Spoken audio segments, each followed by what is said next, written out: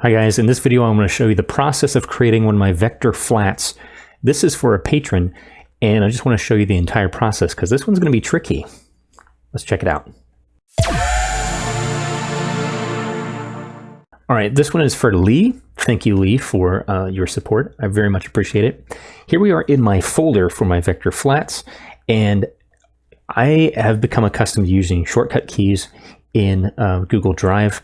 If you would like to know where those are found so that you can get familiar with them, click on this gear icon right up here, and then you can see in this drop-down menu keyboard shortcuts. This will open up a pop-up window that shows you all of the keyboard shortcuts that you can use inside Google Drive. Things like creating a new folder or creating a new document for any of the different applications. So if you need a new slides document or a new sheets document or a new drawing, they're all right here. Most of them use the Shift key as the modifier key. And so that's what I do. I just Shift D, starts a new drawing, opens up a new tab, gets me going really quickly. All right, so this is the image that I'm going to be working on. So I'm going to copy this from my email and then just paste it in right over here. And the way that I zip around my canvas, I've got a couple of questions on this. Zooming in and out, Control Alt and the plus and minus keys on your keyboard will do that. And then panning, so for example, if I'm zoomed in like this, I can hold down the Shift key and use my scroll wheel. I'm just using a mouse. I'm just using the scroll wheel on my mouse. That will allow me to scroll horizontally. So I don't have to go down here to these the sliders every time if I want to move my image around. If that's easier for you, that's fine. I just like being able to hold down a modifier key and keep my hands in places that are familiar to me so that I can move around quickly. If I want to scroll up and down, I can just release Shift, or without holding Shift, just use my scroll wheel. Just like that. All right, so here we've got a bit of a tricky image, and I'm going to tackle this. I think you're going to see me maybe in real time trying to figure this out and make some decisions. First of all, this is a very dark image, and it's going to be a little bit difficult, I think. But so to help myself out, first of all, I'm going to just see if I can bring back some of the detail. I just clicked on Format Options. That brings this flyout menu on the right-hand side. I'm going to go to Adjustments and see if I can brighten this up a little bit, just so I can see a little bit more of what's going on. Okay, so now I can see where the legs and feet are a little bit better. I can turn down the contrast just a little bit and maybe get this to a place where I can just at least see a little bit better on the screen what's going on with the shadows. So the difference between the vector flats and the vector portraits, I'll bring up my Google Drawings page here just to give you an idea. The vector flats are just solid shapes that are just enough to make out the subject, whatever that might happen to be. You can see here, I don't have any details really in the face. It's just really the blocking in the silhouettes of the object. So it's almost like if I would cut it out of paper. That's the idea behind this. And I think that they work really, really well for profile images. You don't see a whole lot of detail in those tiny little squares anyway, whether it's on Facebook or Google+. And they also have a unique style to them. They look different than the vector portraits. And the vector portraits you can see here, these just have a lot more detail, a lot more shadows and highlights, and they take a lot longer. So that's the difference between a vector flat and a vector portrait. That's what I'm calling them, vector flats and vector portraits. This is going to be a vector flat. So what we're going to have to do is be selective about what we choose as we're making our shapes and filling in our colors. So I don't really have a method necessarily where I'm going to start, but this is probably the hardest part, where the legs and feet start and stop. And so I think I'm going to try to tackle that first. And let's just start with the legs. And some of this is just going to have to be interpreted. I do this anyway. I have to sort of reinterpret what I see on the screen to, one, match my style, because I definitely have a particular artistic style that goes into this. But also, when I'm making solid shapes without the highlights and shadows, shape becomes much, much more important. And so sometimes I'll have to tweak it just to make sure that doesn't look odd, or just any way that I can improve it a little bit. So I got just a general color, and then I just hold down Shift and slide it over. So there's the base for the pants. All right, let's go ahead and do the shoes. And the shoes, I'm just going to go ahead and overlap some of the cuff of the pants there, so that I don't have a seam. And I'll just leave it that same color and continue moving around the next foot. So you see how, so you see there where I kind of overlap those. Now I just did a lasso select, and I don't want the image to move, so I'm just going to hold down Shift and click on the image to deselect it. And for now, we'll just make these generic colors. We can always go back and change the colors. So now I can move them over here, and then I use my arrow keys to line things up. If you hold Shift, it will move it by 1 pixel. And I want these under the pants, so Control Shift and the down arrow key will move them to the back. So we're already starting to get the right kind of look here. And a little bit of it, I think the ankle is showing there, or sock. Kind of hard to tell in this image, but I'm going to go ahead and grab that.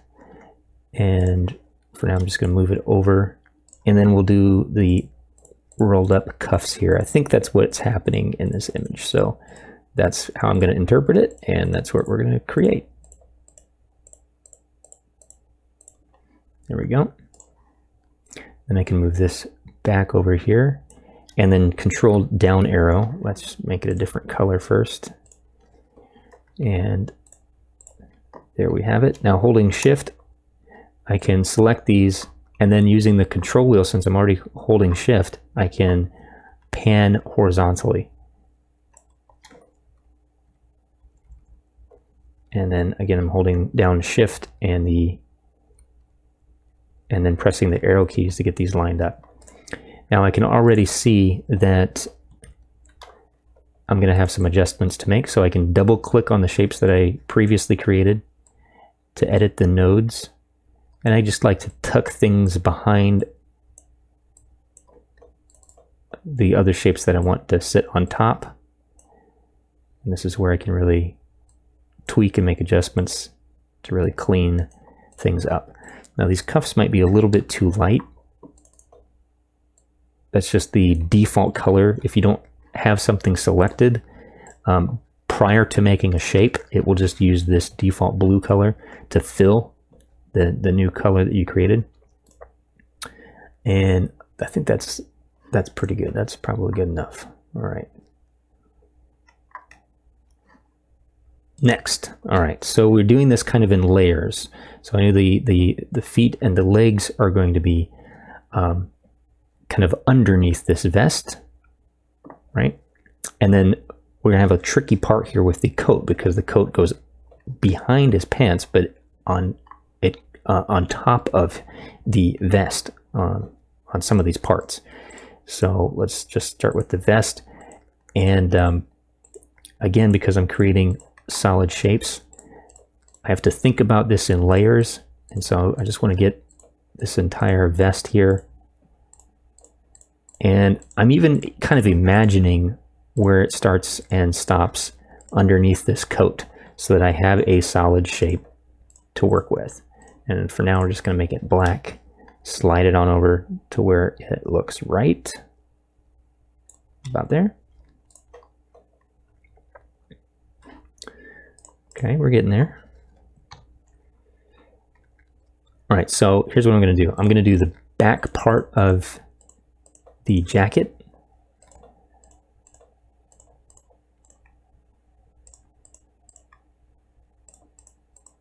Again, just interpreting and imagining where this kind of flows and folds. I'm going to bypass the arm there because that's going to be in front, and then just go right through the head, and we're going to make that a dark red. Move it on over, and then Control Shift down arrow is going to move it to the back, and then I can adjust that just a little bit there.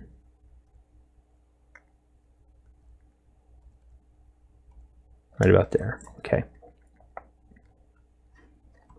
All right. So now I will continue with the sleeves. And I want to point out, if you've ever had this happen where you click too close to your last placed node, you don't see the nodes, but what's happening is every time you click, it's placing a node. And if I click too close to the last one that I made, it's going to close that. It's going to end that shape without it being a closed object. And I wish that the undo would just undo the last click, but it does not. So that's been a frustration, I know, for some of you who are trying to do this yourselves. If and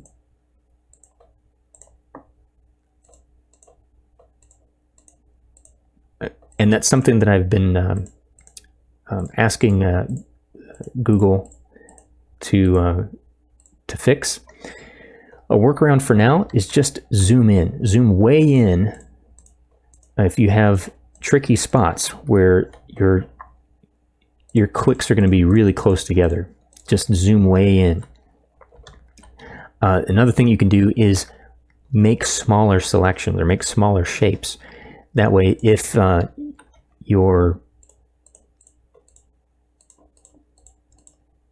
shape ends without it being a solid closed path, you haven't wasted a whole lot of time. So again, this is also partly why I'm doing this in several pieces. You see here, I'm just going right over those cuffs so that I don't have a seam when I create those separately. All right, now we got to line this up here. Right about there. And for now, I'm actually going to use a lighter red on the sleeves just so I can see them a little bit better. And this way I can also make a little adjustments and corrections. But we're getting there. So you can really see how these start to come to life.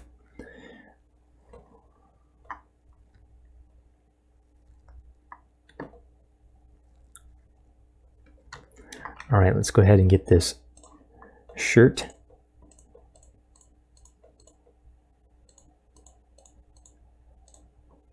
Again, I'm creating a shape that is larger than what I know that I'm going to want because it's going to go behind the vest. And I don't usually make things white. I'll choose maybe a light gray. White just seems very, very stark to me, and I reserve it kind of for really bright highlights. All right, so I'm going to move that to the back and then move it forward one time so that it's in front of that sort of back piece of our jacket. And then I can readjust some things here just to make sure that there's no overhang and that it looks like it's behind that vest. That's looking pretty good. Now we can just continue. We'll just keep going here. I want this bow tie. And that is just going to be black. I'm not sure what this is, if it's some sort of tassel or maybe it's attached to something he's holding here. Maybe it's a camera. I don't know. But we're just going to get all of it and do our best. So these little smaller strands here, I'll do as separate shapes.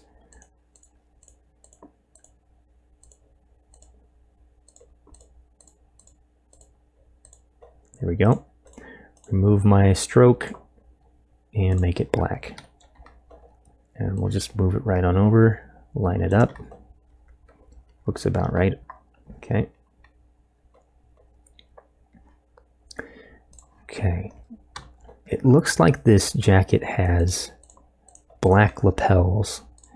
So I'm going to, looks like a smudge there, but I'm going to do my best to interpret these. And it looks like maybe straps for a backpack or something. I'll just go ahead and do those as well.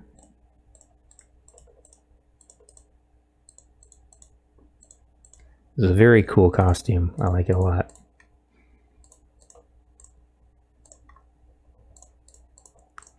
So I'm just going right over that glove because I know I'm going to come back in later. There's some fur here, and so this is typically how I will interpret fur. Again, I'm keeping these things very, very simple, even though there's a lot of shapes. It's still a lot more simple than my vector portraits. So, all right, so we'll line this up.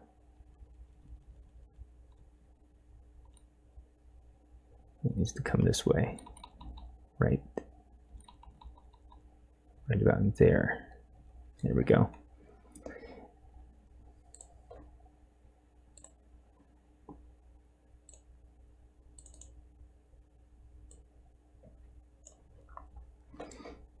Okay, and then this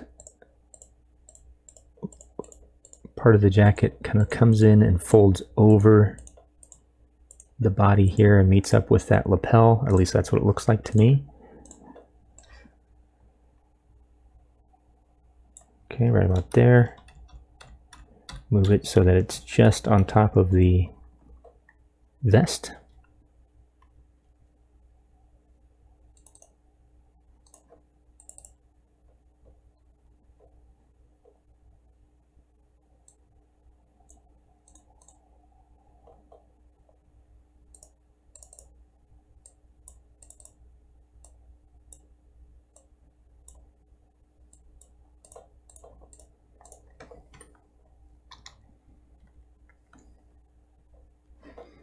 And I'll do this side as well.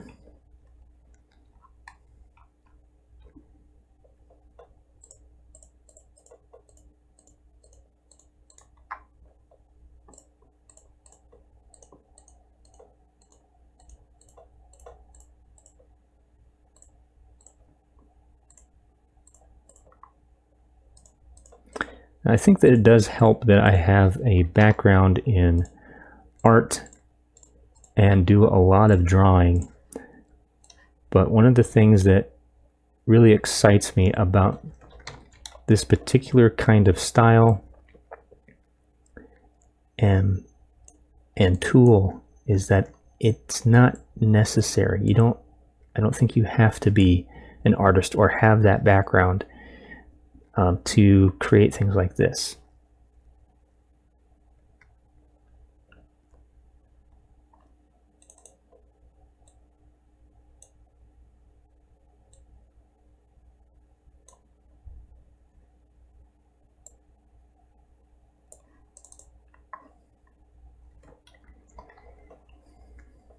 We have a little bit of shading going on here, but it's still mostly flat, as you can see. And again, you know, I know that these are not the same colors. If I really wanted to get these exact colors, I can use this plugin called Colorzilla. It's a free extension for Chrome, and it will allow you to grab a color right from any web page so that I can use those exact colors, and it will copy them to the clipboard with that hexadecimal value, which you can use in Google Drawings.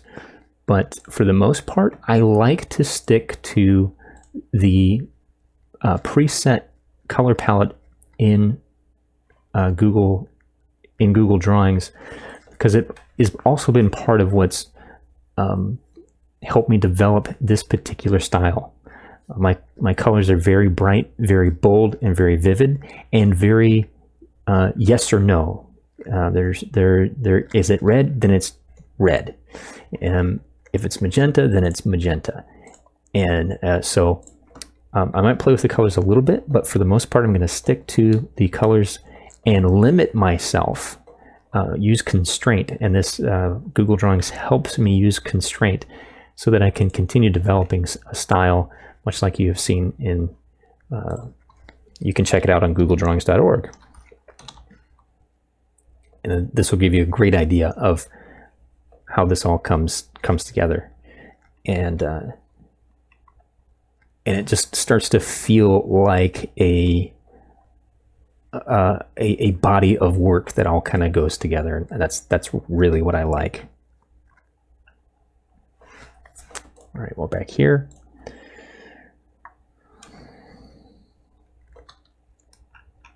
Zoom in, and there is a little gold, or I think maybe it's just shiny, like a reflective material. I'm not sure. We'll revisit that in a second. All right, so I'm just gonna start by outlining the basic shape of the head, as I see there. Sometimes I'll do this, I'll just move it over. It's still on top of the photo, but I'll just move it over there for a second.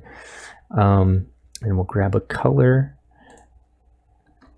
that's close. Okay, and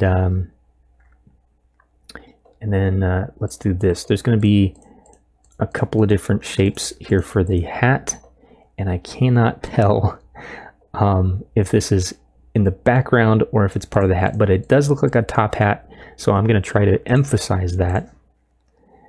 Okay, and so the brim is going to be, it kind of goes behind the head, so I'm going to move the head forward, but it also goes on top of the head like this.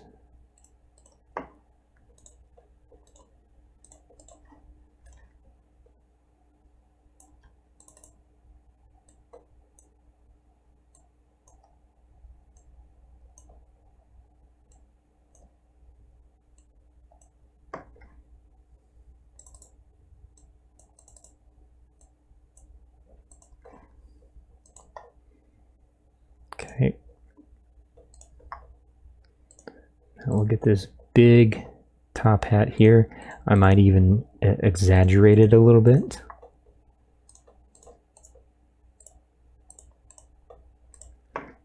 And that's going to be in the background. Go ahead and adjust this a little. There we go. All right, let's select all of that and move it over and see how it's looking.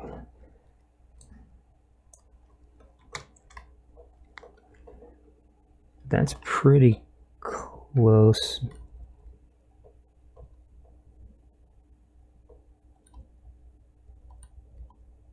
Maybe about there. Okay. All right, let's do these ears. And here's how I'm going to do these ears. I see that they are fuzzy, and so I am, again, interpreting without trying to get every little detail. I'm simplifying as I go and getting the impression or the illusion of the furriness. I might even add some things.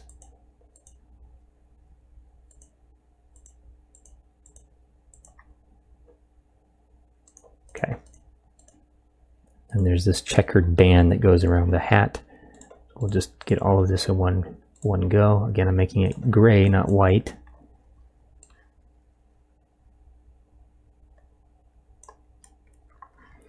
All right, and now I will get the inside of the ears.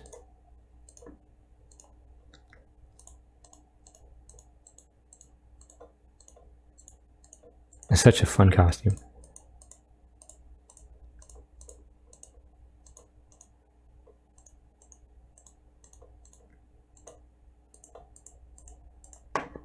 I want to show you something too. I'm going to change the color of this shape to black, and while it's still selected, I'm going to click on this paint format and then click on my second shape. A very quick way of not having to go back and forth through that drop down menu color picker every time. Oh, and that's almost right on. Zoom out, I can go back to my reference. Right about there. Okay, and then this big bow is going to hide all of my seams.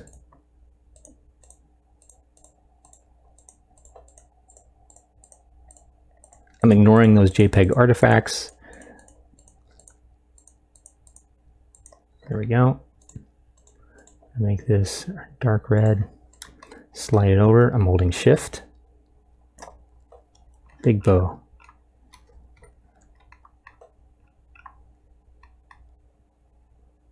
Just about right, I think. Yeah.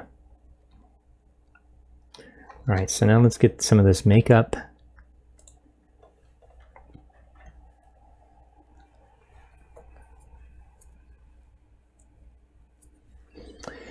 It looks like there's some face paint just on this side.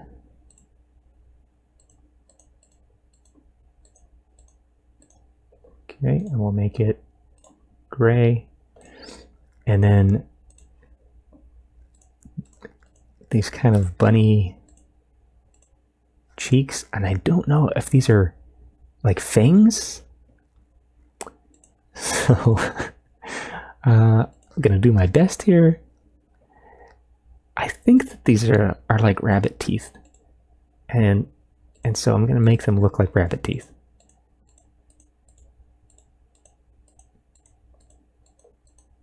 All right. And then this too, I can't tell if this is just the like a reflection or if it's part of the face paint.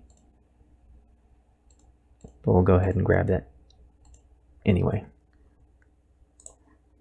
All right, those three I'm going to put into a group. That's Control Alt and G.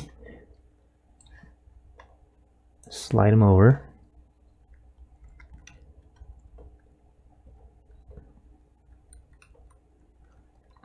Okay, line them up. Right about there. And then it does look like they have glasses on. So here's my trick for stuff like this. I'll do like half of one side. Like this. And I'm just going to go ahead and grab some of this dark area here. And this is all going to be black. Okay, zoom in a little bit more and grab the bottom part of the glasses. This is one of those times where maybe I will over exaggerate, or again just kind of interpret, make up what's there, what's not there. Use my imagination and my best judgment to try to recreate this. There we go. All right, I'm going to lasso select, deselect the image, Control Alt and G, so the glasses are in a group, and those will go right on top.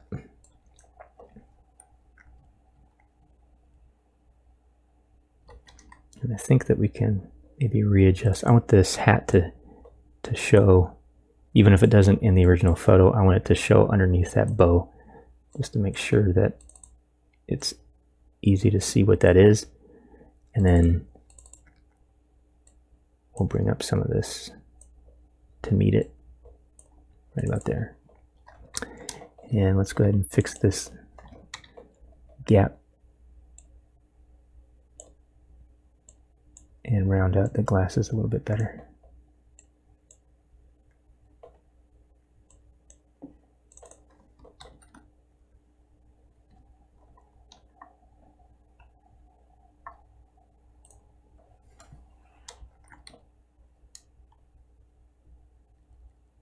That actually goes right there.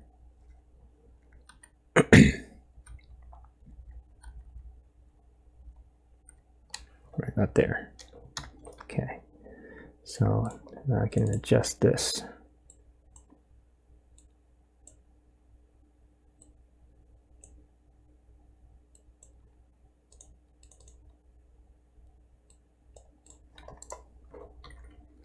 I really like that you can just double click to see those nodes and make your changes. So you can see I do that a lot.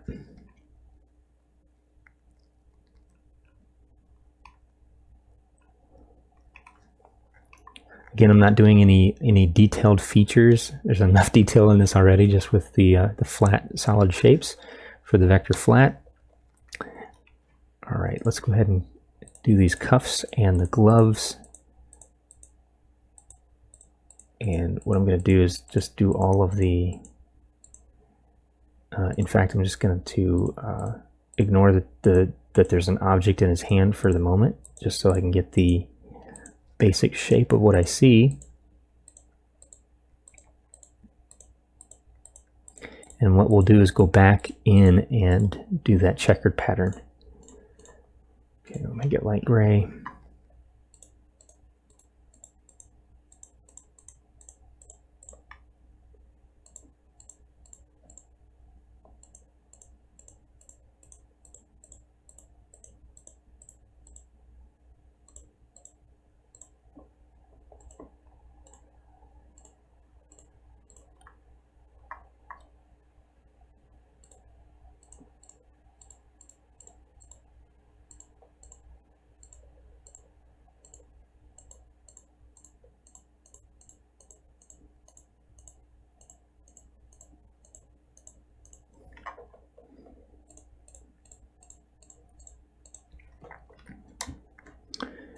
Okay, hold shift to select both of those, and we'll line those right up.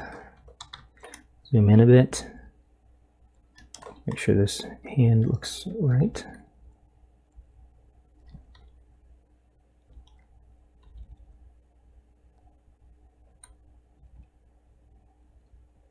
Right there. All right, now I'm gonna give myself a little bit more room.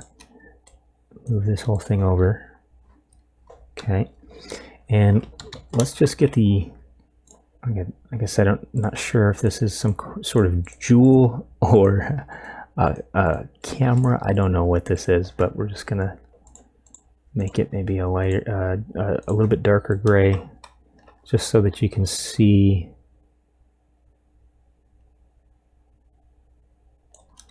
That there is an object being held in his hand. That's just about right. And I'll just go ahead and add a little bit of detail, not too much. Just freehand, freestyle here.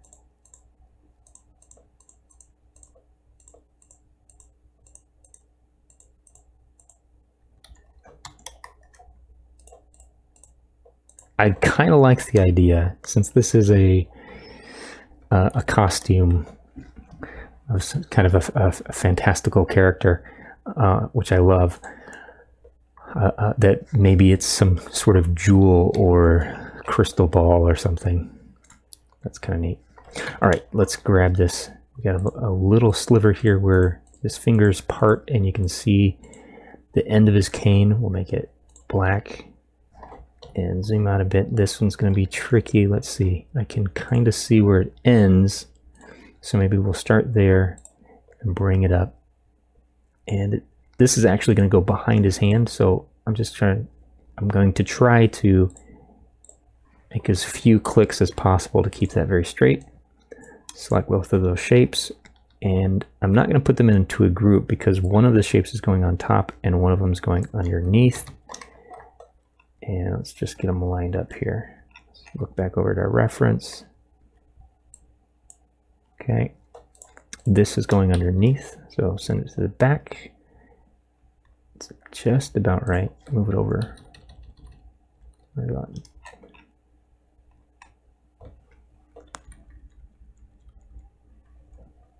There. Very nice.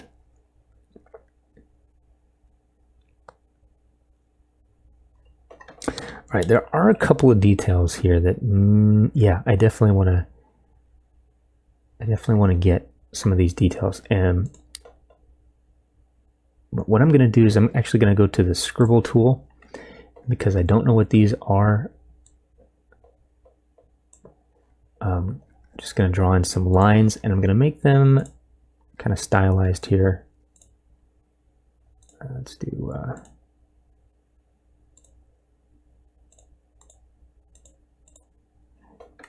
and we'll also, looks like there's a chain for maybe a pocket watch, and we'll make that kind of a gold color, and I'll just do a couple of these actually, and maybe one of them's coming up here, and we'll make it dark gray. Okay. And we can change our line pattern. So I'll vary that up a little bit. All right, select those and move them over, see how it looks.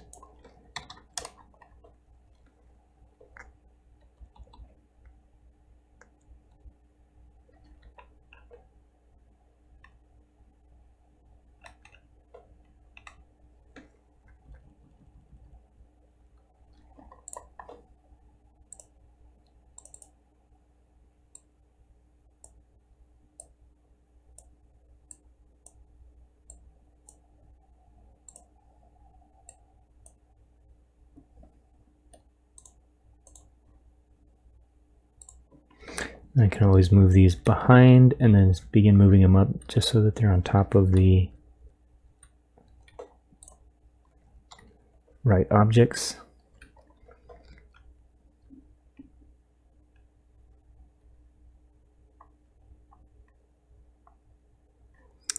Let's go ahead and make this bow tie that brighter red since it's on top of the hat.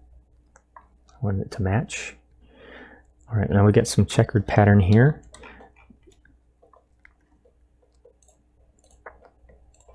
Again, I'm not doing all of the details because this is a vector flat.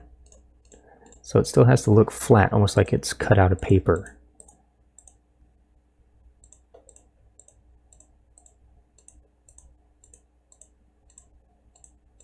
But this does seem to be part of the identity of this costume, so we'll go ahead and do these.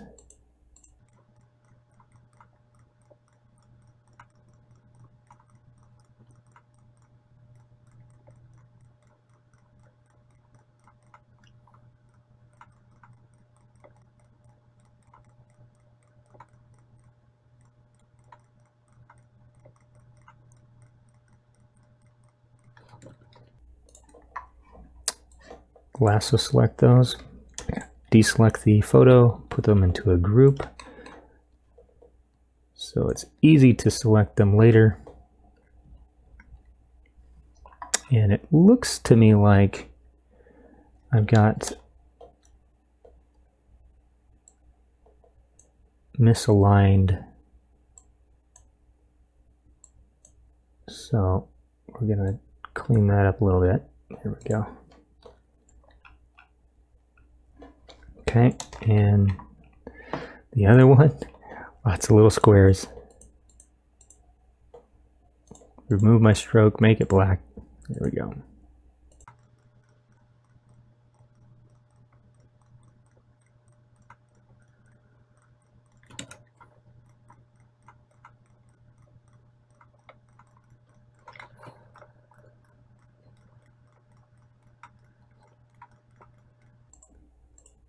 Here's what I'm going to do for this one is actually combine some of these, and I'll do these in a row.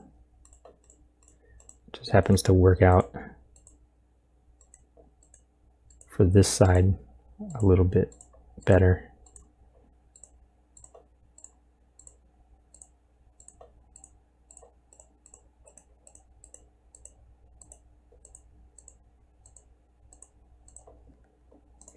What's great about these, even though they're very simple, is that they are resolution independent, which means you can resize them as big as you want without losing any of the detail or getting these kinds of fuzzy, grainy images, much like this JPEG is. That will never happen with vector graphics. Once you save it as a JPEG, then it's just like a photo. So if you resized it then, of course you're going to run into those issues. The more that you sort of resize or rescale or re-upload, every time you upload something like, say, to Facebook, Facebook adds compression to make the file size as small as possible, especially for JPEGs. And you will start to see degrading in the quality of the image.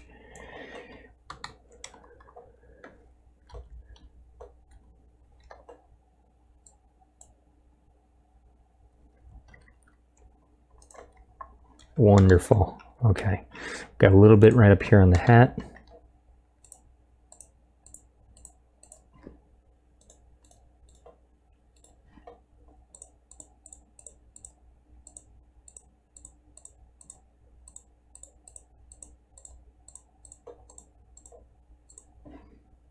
That should be enough. I don't even know if I need that one.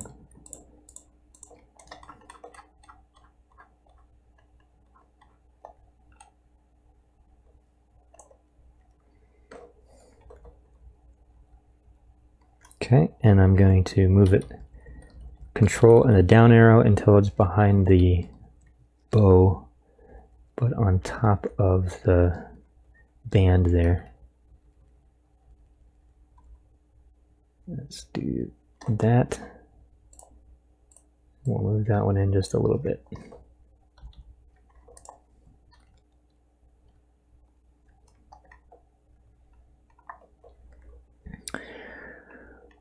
Okay, let's see here.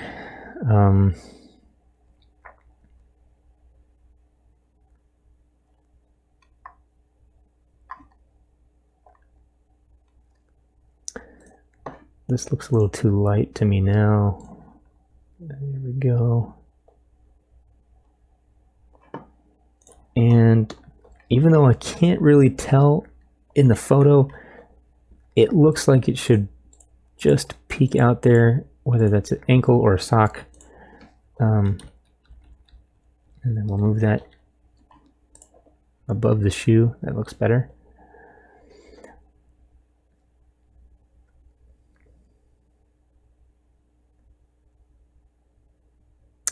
No, I'm just looking to see what, if anything else I need to do here. I think I'm just going to group everything together. So I'm selecting everything, Control-Alt-G, put that into a group. Let's move our image off to the side for a second. And actually, what I'm going to do now is select both of them, Control-X to cut them to the clipboard. Now I'm going to set up my page here. Custom, I'm going to do 20 inches by 20 inches. Nice square. Now I'll paste them back in. The reason I cut them first is because if I resize my canvas, it will warp my photos and illustrations and objects, anything that I have on the canvas. It'll try to stretch it to fit whatever size that I made it. So in this case, it was a rectangle. I made it a square. It would have squashed it all in. All right, so here's what I like to do now. I like to keep everything in proportion. So I'm resizing to get this to fit on my canvas nicely, but I'm resizing both just in case I ever want to go back to that reference image. And now I'll move that off and get this lined up here.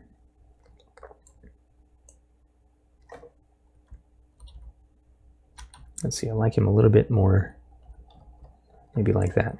All right, now we can change the background color. Maybe a dark purple. Okay. And this is what I like to do. So for my backgrounds, I'll go to Insert, Image, and I'll search the web. And what I like to do is just find something that's colorful, adds a little bit of depth, and bokeh or bokeh, which is just the I think what that means is just the term for when lights blur out and they create these like spots of light.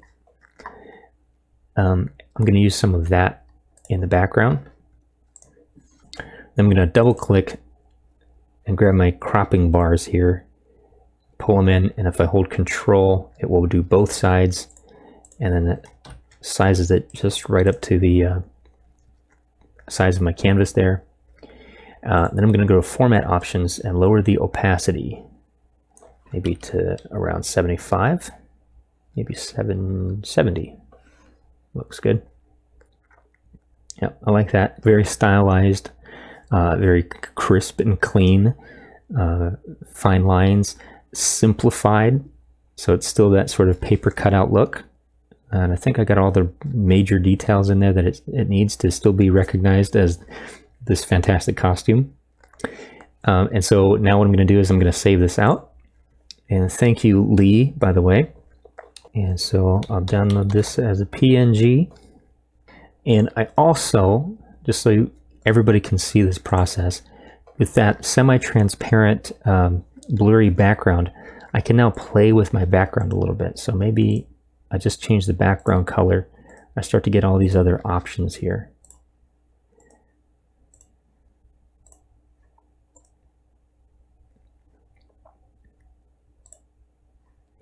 I like keeping it quite dark. Light is kind of nice too.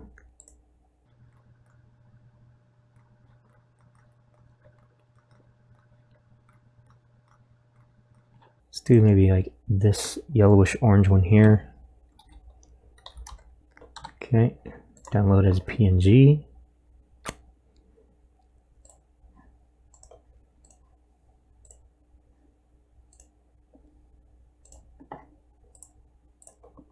I can also go to my format options and go to recolor, and then I can change the color. I'll do a green one. So I like to do several different options for the background image.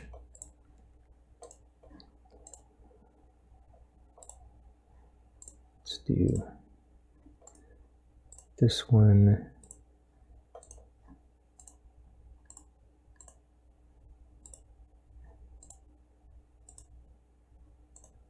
Something like that.